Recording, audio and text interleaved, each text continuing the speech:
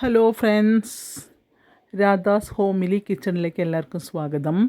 അപ്പോൾ ഇന്നത്തെ ചെമ്പനീർ പൂവ് എന്താണെന്ന് വെച്ച് കഴിഞ്ഞാൽ ഇപ്പോൾ ഇളയച്ചനോട് പറയുകയാണ്. ആൻറ്റി വിളിച്ചിരുന്നു മലേഷ്യയിൽ നിന്ന്. അപ്പോൾ ഇളയച്ച ഇളയമ്മയ്ക്ക് തീരെ സുഖമില്ല, ഇളയച്ചനോട് പെട്ടെന്ന് ചെല്ലാൻ വേണ്ടി പറയുകയാണെന്ന് പറയും. ഫോണിലിങ്ങനെ ശ്രുതി അവിടെ നിന്ന് സംസാരിക്കുമ്പോൾ നമ്മുടെ ഇളയച്ച ഇങ്ങനെ നോക്കുക, എന്ത് പറ്റി ശ്രുതി എന്നൊക്കെ പറയും. അപ്പോൾ ശ്രുതി ഇങ്ങനെ പറഞ്ഞിട്ട് ഓക്കെ ഞാൻ വേഗം പറഞ്ഞേക്കാം ഇളയച്ചനെ എന്നൊക്കെ പറയും. അപ്പോൾ ഇളയച്ചൻ ചോദിക്കുക, എന്ത് പറ്റി ശ്രുതി, നിൻ്റെ മുഖം വല്ലാതെ വാടിയിരിക്കുന്നില്ല, എന്ത് പറ്റി, എന്താ വിഷമം എന്നൊക്കെ ചോദിക്കും.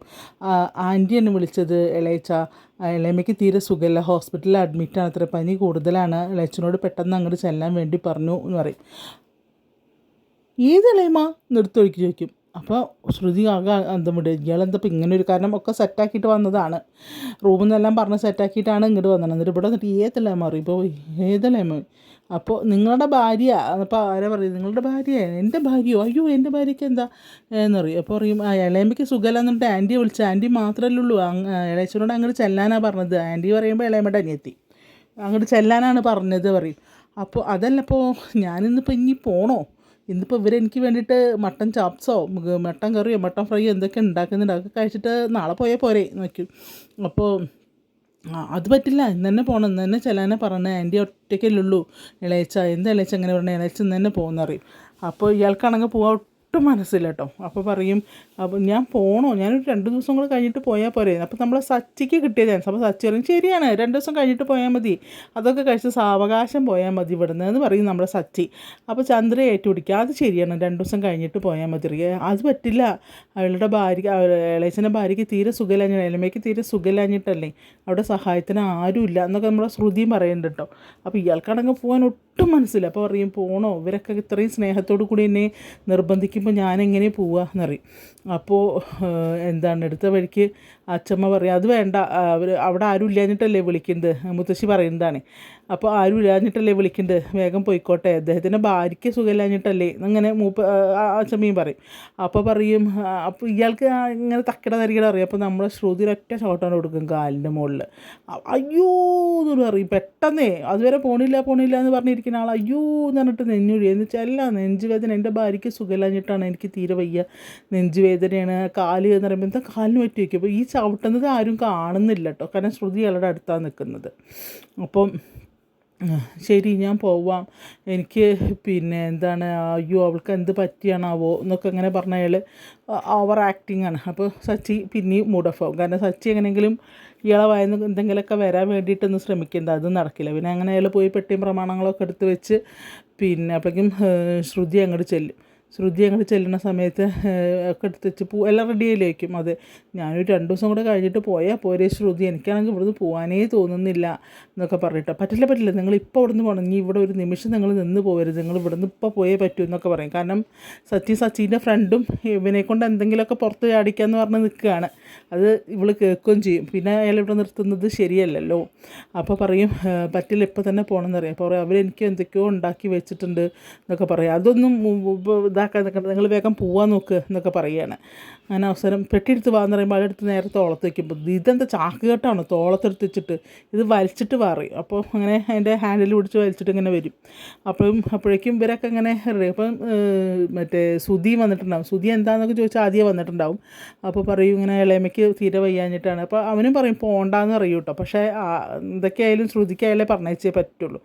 അപ്പോൾ പോണ വഴിക്ക് അയാൾ പറയും, അപ്പോൾ ശരി എന്നാൽ ഞാൻ പോട്ടെ എന്നൊക്കെ ഇങ്ങനെ മനസ്സോടെ ഇങ്ങനെ പറയുകയാണ്. അപ്പോൾ പറയും നിങ്ങൾ മട്ടൻ ചാപ്സും ഒക്കെ കഴിക്കണം, ഒന്നും ബാക്കി വെക്കരുത്, എല്ലാം നിങ്ങൾ തന്നെ കഴിക്കണം കേട്ടോ എന്നൊക്കെ ഭയങ്കര സങ്കടത്തോടു കൂടി പറയുകയാണ്. അയാൾക്ക് കഴിക്കാൻ പറയും, അയ്യോ മട്ടൺ ആടൊക്കെ വാങ്ങുക, ഓർഡർ കൊടുത്തിട്ടുണ്ട്, ഇനിയിപ്പോൾ എന്താ അതൊക്കെ ചെയ്യുക എന്നൊക്കെ പറയും. സാരമില്ല നിങ്ങൾ കഴിച്ചോ എന്ന് പറയും. അങ്ങനെ ഓരോരുത്തരുടെ അടുത്തും പറയണം. അപ്പോൾ എന്താ ചെയ്യുക, പോട്ടെ, അപ്പോൾ ഇനി മാർക്കറ്റിൽ വെച്ച് കാണാം എന്ന് പറയുമ്പോൾ, മാർക്കറ്റിലോ, ഏത് മാർക്കറ്റിൽ ഇറങ്ങിയപ്പോൾ, അല്ല ഇതിൻ്റെ മാർക്കറ്റിൽ എയർപോർട്ടിലെ സൂപ്പർ മാർക്കറ്റിലേ, അവിടെ വെച്ച് കാണാമെന്നൊക്കെ പറഞ്ഞൊക്കെ ഒക്കെ പൊട്ടന്മാരെ പോലെ അഭിനയിക്കുന്നതാണ് എല്ലാവരും. അങ്ങനെ ഇതാക്കി പോവുകയാണ് ലാസ്റ്റ്. പോണ സമയത്ത് അപ്പോൾ കാണാം എന്നൊക്കെ പറയും. അപ്പോൾ സുധീനോട് പറയും, സുധി എന്നിട്ട് കൊണ്ടാക്കി കൊടുക്കുക പറയും. അങ്ങനെ സുധി പോവുകയാണ്. പോണ സമയത്ത് എല്ലാവരും ഓരോ വഴിക്ക് തിരിഞ്ഞ് അയാൾ കാറിൽ പോവുകയും ചെയ്യും. അയാൾക്ക് ഇങ്ങനെ ഭയങ്കര വിഷമം. അതിൽ തിരിച്ചയാൾ സുധി വരുമ്പോൾ ചോദിക്കും എന്താണ് പോണ്ടിയിരുന്നില്ല ഇപ്പം തന്നെ പോണ്ടിയിരുന്നില്ല എന്നൊക്കെ അങ്ങനെ പറയൂ കേട്ടോ സുധി. അപ്പോൾ എന്നാൽ നിനക്ക് പോകാമായിരുന്നില്ല എയർപോർട്ടിലേക്ക് വയ്ക്കുമ്പോൾ വേണ്ടാന്ന് പറഞ്ഞു, ഇളയച്ചൻ വേണ്ടാന്ന് പറഞ്ഞുകൊണ്ടാണ് ഞാൻ പോവാതിരുന്നത് എന്ന് പറയും. അപ്പോൾ ശരി സാരമില്ല അറിയാം. അപ്പോൾ നിനക്കെന്താ ഒരു സങ്കടം പോലെ കുറച്ച് ദിവസം കൂടെ ഇവിടെ നിൽക്കായിരുന്നെങ്കിൽ എങ്ങനെയെങ്കിലുമൊക്കെ ഒന്ന് പൂച്ച് പുറത്തടിക്കായിരുന്നു അറിയും. എന്ത് പൂച്ച് എന്നറിയും, ഒരു ഫ്രോഡിനെ എന്നറിയാം. അപ്പോൾ ശ്രുതിക്കിട്ടിട്ടാണ് കൊടുക്കുന്നത് കുത്ത്. അപ്പോൾ പറയും ഫ്രോഡ് അറിയുമ്പോൾ ഇപ്പം ശ്രുതി ഇങ്ങനെ സെറ്റ് ചെയ്ത് നോക്കും. നീ നോക്കണ്ട, നീയല്ല, നിന്നേക്കാളും വലിയൊരു ഫ്രോഡുണ്ട് ഇവിടെ. ആ ഫ്രോഡിനെ പുറത്ത് അധികം വൈകാണ്ട് ഞാൻ പുറത്ത് ചാടിക്കും എന്നിങ്ങനെ പറയും. അപ്പോൾ ശ്രുതിക്ക് മനസ്സിലായി ശ്രുതിനെയാണ് ഈ പറയണത് എന്നുള്ളത്. അപ്പോൾ പറയും അത് ഞാൻ തന്നെ കണ്ടുപിടിച്ചോളാം എന്നൊക്കെ പറയാം, അത് വൈകാണ്ട് പുറത്ത് ചാടും എന്നൊക്കെ ഇങ്ങനെ പറയുകയാണ് കേട്ടോ. അപ്പോൾ അത് കഴിഞ്ഞ് അപ്പോൾ എന്താണ് ശ്രീകാന്ത വർഷം എന്താ പറയുമ്പോൾ പറയുക, നീയല്ല നിങ്ങളും അല്ല ഓടിപ്പോയവരും അല്ല എന്നറിയും. അപ്പോൾ അല്ലാണ്ട് തന്നെ അറിയാം എന്നിങ്ങനെ പറയുകയാണ് കേട്ടോ. അപ്പോഴേക്കും അതൊന്നുമല്ല, നമ്മൾ ഇവിടെ ഒരു സംഭവം ഉണ്ട് എന്നിട്ട് അച്ഛമ്മ പറയണം. രണ്ടാൾക്കാർ വന്നിട്ട് അച്ഛമ്മ എല്ലാം സെറ്റാക്കിയിട്ടുണ്ട് അറിയാം. അപ്പോൾ തിരിച്ചു പോണ കാര്യമായി പിന്നെ ചർച്ച. അപ്പോഴൊക്കെയാണ് ഈ രണ്ടാൾക്കാർ വരുന്നത്.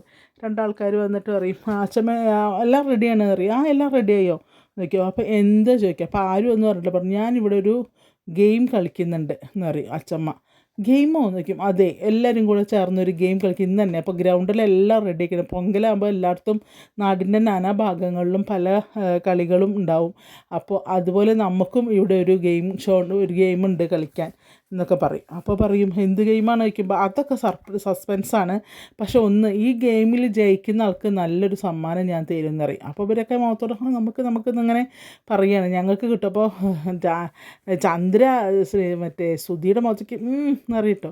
അപ്പോൾ സുധി പറയുമ്പോൾ കുറേ ക്യാഷാവും എന്നിങ്ങനെ പറയും. അപ്പോൾ പറയും ഞങ്ങൾ ജയിക്കും അതിലെന്ന് പറയും ശ്രുതി. അപ്പോൾ ശ്രീകാന്ത് പക്ഷേ ഞങ്ങൾ എന്ന് പറയും. ഇവർ സച്ചി അതിനെപ്പറ്റി ഒന്നും പറയുന്നില്ല. സച്ചി ആരെങ്കിലൊക്കെ ജയിക്കട്ടെ എന്നുള്ളതിലാണ്. അങ്ങനെ പിന്നെ എന്നാൽ ശരി എല്ലാവരും വേഗം റെഡിയാവ് പോകാൻ നോക്കാമെന്ന് പറയും. അപ്പോൾ ഈ ഒരു ഗെയിമിൻ്റെ ആവശ്യമുണ്ടോ അമ്മേ എന്ന് ചോദിക്കും ചന്ദ്ര. അപ്പോൾ പറയും വേണം, ഇതൊക്കെ ഒരു രസമല്ലേ, നിങ്ങൾ 2 ദിവസം കൂടെ കഴിഞ്ഞിട്ട് എന്തായാലും നാട്ടിലേക്ക് പോയാൽ മതി എന്നറിയാം. അപ്പോൾ പറയും ശരി എല്ലാവരും കൂടെ എന്നാൽ കൂടാം. അയാളും പോയല്ലോ, ഇളയച്ചനും പോയല്ലോ, ഓക്കെ അറിയാം. അങ്ങനെ ഓരോരുത്തർ ഡ്രസ്സ് മാറും. അപ്പോൾ വർഷം അങ്ങനെ മാറുമ്പോൾ പറയും സുധി എന്താ പറയുക, വർഷം അറിയും ശ്രീകാന്തിനോട് ശ്രീയുടെ ഏട്ടൻ കുറച്ച് കൂടുതലാണ്, അയാൾ പിന്നെ നമ്മളെ വല്ലാണ്ട് കൊച്ചാക്കുന്നുണ്ട്, എനിക്കത് കേൾക്കുമ്പോൾ നല്ല ദേഷ്യം വരണം, അങ്ങോട്ട് നമ്മൾ ഈ ഗെയിമിൽ നമുക്ക് ജയിക്കണം. രേവതി ചേച്ചി രേവതി ചേച്ചി ജയിച്ചാലും കുഴപ്പമൊന്നുമില്ല, പക്ഷേ അയാൾ ജയിക്കാൻ വിടരുത്, അയാളൊരു എന്തൊക്കെയോ വിളിച്ച് പറയേണ്ടതെന്ന് പറയും നമ്മളെ വർഷ. അപ്പോൾ ശ്രീകാന്ത് പറയും ഏട്ടൻ്റെ സ്വഭാവം അതാണ്, അത് നീ അത്ര കാര്യമാക്കേണ്ട ആവശ്യമൊന്നുമില്ല, ഏട്ടനവിടെ പറഞ്ഞോട്ടെ, അത് ശ്രദ്ധിക്കാൻ നിൽക്കണ്ട പറയും. പക്ഷെ അത് പറ്റില്ല, അയാളെ തോൽപ്പിക്കണം എന്ന് പറയും. അതേ മൈൻഡോട് കൂടി സുധിയും ശ്രുതി അവർ രണ്ടാളും പറയുന്നതും അതെ, നമ്മളെ കിട്ടുന്ന ഇതിൽ വെച്ചിട്ട് മറ്റേ സച്ചിൻ രേവതിയും അല്ലാണ്ട് കളിയാക്കുന്നുണ്ട്, നമ്മളെക്കിട്ട് പാര പണിയുണ്ട്, അവർക്ക് നമ്മളെ കുത്തി നോക്കുന്നത് ഒരു രസമാണ്, അതുകൊണ്ട് ഈ ഗെയിമിൽ നമുക്ക് രണ്ടാൾക്കും ജയിക്കണം എന്ന് ഇങ്ങനെ പറയാണ് ശ്രുതിയും സുധിയും കൂടെ. അപ്പോൾ പറയാം അത് ശരിയാണ്, അത് നമുക്ക് ജയിക്കണം, നമ്മളതിന് വേണ്ടി കട്ടയ്ക്ക് നിൽക്കണം എന്നൊക്കെ ഇങ്ങനെ പറയും. അപ്പോൾ ഇതൊക്കെ കേട്ട് നമ്മൾ അച്ചമ്മ ഭാവം ഇങ്ങനെ നോക്കി ഓരോരുത്തരും സംസാരിക്കുന്നത് അച്ചമ്മ അവിടെ നിന്ന് ഇങ്ങനെ കേൾക്കുകയാണ് കേട്ടോ. അപ്പോൾ പറയും ഇങ്ങനെ പോയാൽ നമുക്ക് തന്നെ പ്രൈസ് അടിക്കണം എന്നൊക്കെ പറയാണ്. അപ്പോൾ പറയും അയാൾ സച്ചി വല്ലാതെ നമ്മളെ കൊച്ചാക്കുന്നുണ്ട്, എവിടേക്ക് എന്തൊക്കെയാണ് പറയേണ്ടതെന്ന് സംസാരിക്കേണ്ടതെന്ന് അവനറിയില്ല, അയാൾക്ക് അറിയില്ല എന്നൊക്കെ ശ്രുതി ഇങ്ങനെ പറയുക കേട്ടോ. അതുകൊണ്ട് ഇത് നമുക്ക് തന്നെ അടിച്ചു മാറ്റണം, നമുക്ക് തന്നെ ഇത് ഫസ്റ്റ് അടിക്കണം എന്നൊക്കെ ഇങ്ങനെ പറയും, അവരെ തോൽപ്പിക്കണം എന്ന് പറയും. അത് കഴിഞ്ഞ് രവി എല്ലാവരും റെഡി ആയില്ലേ എന്ന് വെച്ചിട്ടുണ്ടെങ്കിൽ ചന്ദ്ര പറയും ഇതിൻ്റെയൊക്കെ ഒരു ആവശ്യമുണ്ടോ, ഇങ്ങനെ ഒരു ഗെയിമിൻ്റെയൊക്കെ ആവശ്യമുണ്ടോ, നമുക്ക് നാട്ടിൽ പോയാൽ പോരെ, ഇതൊക്കെ ഒരു രസമല്ലേ ചന്ദ്രേ എന്ന് പറയും. എന്തായാലും ആ സച്ചിനെയും രേവതിനെയും തോൽപ്പിക്കണം. അപ്പോൾ രവി പറയും നീ അങ്ങനെ പറയരുത്, നിൻ്റെ ആൺമക്കളാണ്, 3 നിൻ്റെ ആൺമക്കളാണ്, നീ അവരെ മാത്രം മാറ്റി കാണരുത്. അപ്പോൾ അതൊക്കെ അച്ഛമ്മ നിന്ന് കേൾക്കുകയാണ്. അപ്പോൾ പറയും അതല്ല, അവന് എന്താണ് എങ്ങനെയാണ് സംസാരിക്കേണ്ടതെന്ന് അറിയില്ല, അപ്പോൾ അവനെ തോൽപ്പിക്കണം, അതിന് വേണ്ടിയിട്ടാണെന്നൊക്കെ അങ്ങനെ പറയും. അപ്പോൾ അച്ഛമ്മ അങ്ങനെ തലാട്ടും കേട്ടോ.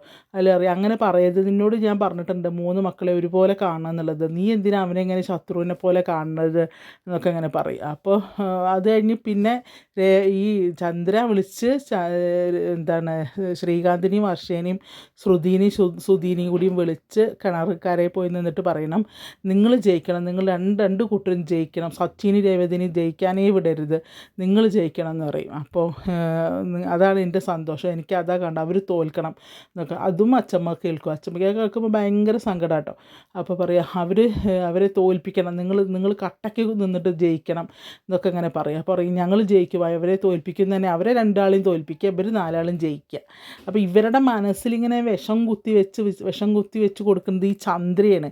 കാരണം അവരെ രണ്ടാളെ ഒഴിവാക്കി ഇവരെ ജയിപ്പിക്കുക എന്നുള്ളൊരൊറ്റ ചിന്തയുള്ളൂ അവർക്ക്. അപ്പോൾ അതൊക്കെ ചന്ദ്ര ഇങ്ങനെ കാണിച്ചു തരാം, ഞാൻ എന്താ ചെയ്യാൻ പോകുന്നതെന്ന് കാണിച്ചു തരാമെന്ന് പറയും. അങ്ങനെ അവസാനം മറ്റേ രവി പറയും ആരും ഒരുങ്ങിയില്ലടാ, ഞാൻ റെഡിയായി വന്നു എന്ന് പറയുമ്പോഴേക്കും എല്ലാവരും വരും, ഞങ്ങൾ വന്നു പറയും.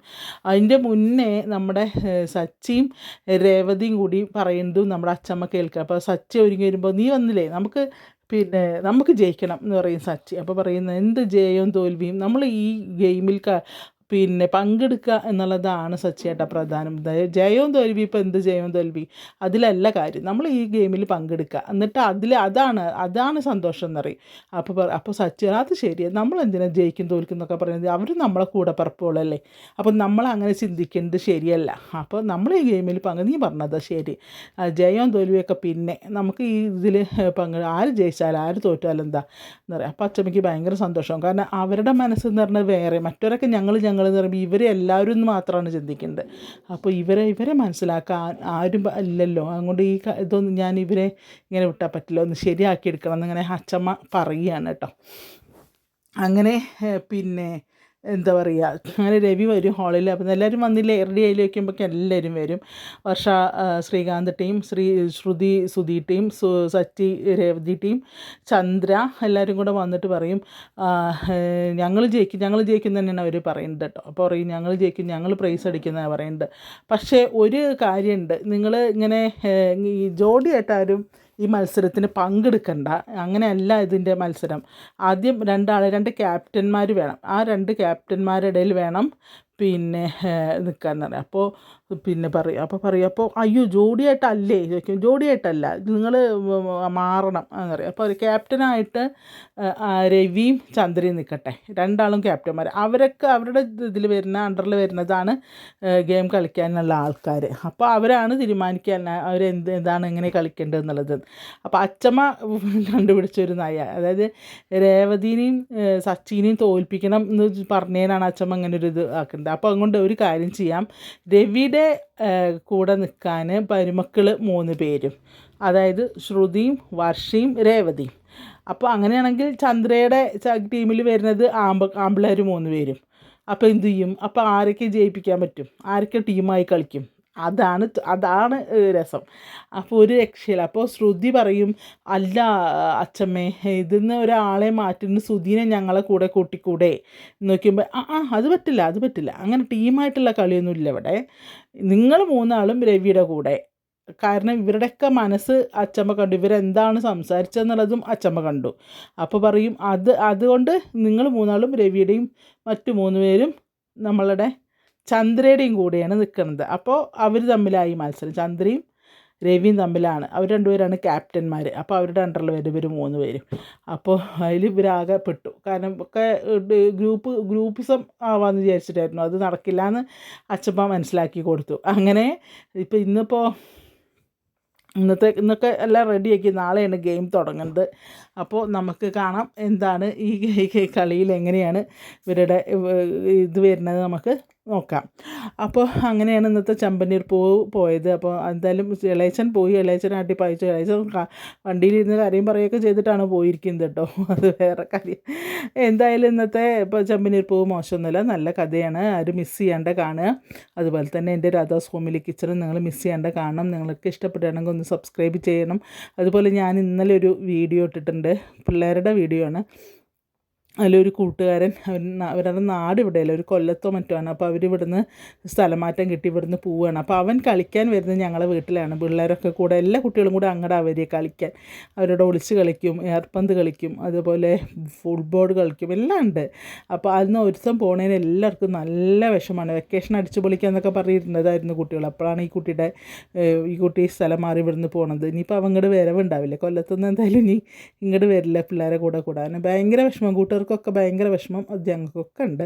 അപ്പോൾ ഈ കുട്ടികൾ എന്ത് ചെയ്തു, അവനൊരു ഗിഫ്റ്റ് കൊടുക്കണം. അപ്പോൾ വീട്ടിലൊന്നും ഇങ്ങനെ ഗിഫ്റ്റ് കൊടുക്കണ കാര്യമൊന്നും പറഞ്ഞിരുന്നില്ല. അപ്പോൾ അവർ സ്വന്തമായിട്ട് പൈസ എങ്ങനെ ഉണ്ടാക്കി വെച്ചാൽ പാട്ടയും കുപ്പിയും അതും ഇതും പേപ്പറൊക്കെ കൊണ്ട് വിറ്റിട്ട് അതിന്ന് കാശ് കൂട്ടിയിട്ട് അവന് ഈ പോകുന്ന പയ്യന് ഭയങ്കര ഇഷ്ടമാണ് കാറ്. അപ്പോൾ അവന് അതൊരു ഭംഗിയുള്ളൊരു കാറ് ഇവരെല്ലാവരും കൂടെ പോയി ഒരു കടയിൽ പോയി വാങ്ങിച്ചൊരു ഗിഫ്റ്റ് പേപ്പറിലൊക്കെ പൊതിഞ്ഞ് ഇന്നലെ അവന് കൊടുത്തു. അതിന് മുന്നൊരെണ്ണം കൊടുത്തു അത്ര. പക്ഷേ ഇതാണ് ഞങ്ങൾ കണ്ടത്. പക്ഷേ ഞങ്ങൾക്കും അത് ഭയങ്കര സന്തോഷം തോന്നി കുട്ടികളുടെ ആ മനസ്സ് കണ്ടപ്പോൾ കേട്ടോ. അപ്പോൾ ഞാനതൊരു വീഡിയോ ആയിട്ട് ഇന്നലെ ഇട്ടിട്ടുണ്ട് കേട്ടോ. അപ്പോൾ രാധാസ് ഹോമിലി കിച്ചണിൽ നിങ്ങൾക്കത് കാണാം. അപ്പോൾ അതൊന്ന് കണ്ട് നിങ്ങളുടെ അഭിപ്രായം എന്തായാലും കമൻറ്റ് ബോക്സിൽ വന്ന് പറയണം. എനിക്ക് ഒരുപാട് ഇഷ്ടപ്പെട്ട ഒരു വീഡിയോ, ഞാൻ ഒരുപാട് ഇഷ്ടത്തോടു കൂടി ചെയ്തൊരു വീഡിയോ ആണ്. കുറച്ചുള്ളൂ, 4.5 മിനിറ്റേ ഉള്ളൂ. നിങ്ങളൊന്ന് കണ്ടു നോക്കൂ കേട്ടോ. കുട്ടികളുടെ ആ സ്നേഹം, ഇങ്ങനെയും കുട്ടികളുണ്ടെന്ന് അറിയിക്കാൻ വേണ്ടിയിട്ടും കൂടിയാണ് ഞാനത് ചെയ്തത്. അത് ഇങ്ങനെയൊന്നുമല്ല കേട്ടോ, പിള്ളേരുടെ സ്നേഹം കാണണം. സങ്കടത്തോട് കൂടിയിട്ടാവുന്നല്ലോ. അപ്പോൾ ഞങ്ങൾക്കൊക്കെ നല്ല വിഷമമായി കുട്ടി പോകുന്നത്. അന്ന് പോയിട്ടുണ്ടാവും, ഇപ്പോൾ 4 മണിക്ക്, പുലർച്ചെ 4 മണിക്ക് പോകും. അപ്പോൾ ആ വീഡിയോ മിസ് ചെയ്യേണ്ട, എല്ലാവരും ഒന്ന് കണ്ട് നിങ്ങളുടെ അഭിപ്രായം കമൻറ്റ് ബോക്സിലൊന്ന് പറയുക കേട്ടോ. പിന്നെ ചാനൽ സബ്സ്ക്രൈബ് ചെയ്യാത്തവരാണെങ്കിൽ ഒന്ന് സബ്സ്ക്രൈബ് ചെയ്ത് ഞങ്ങളൊന്ന് പ്രോത്സാഹിപ്പിക്കുക. അതുപോലെ നിങ്ങളുടെ ഒരു ലൈക്കും ഷെയറും ഒക്കെ വേണം. അത് എല്ലാവർക്കും നല്ലൊരു ദിവസം ആശംസിക്കുന്നു. Thank you.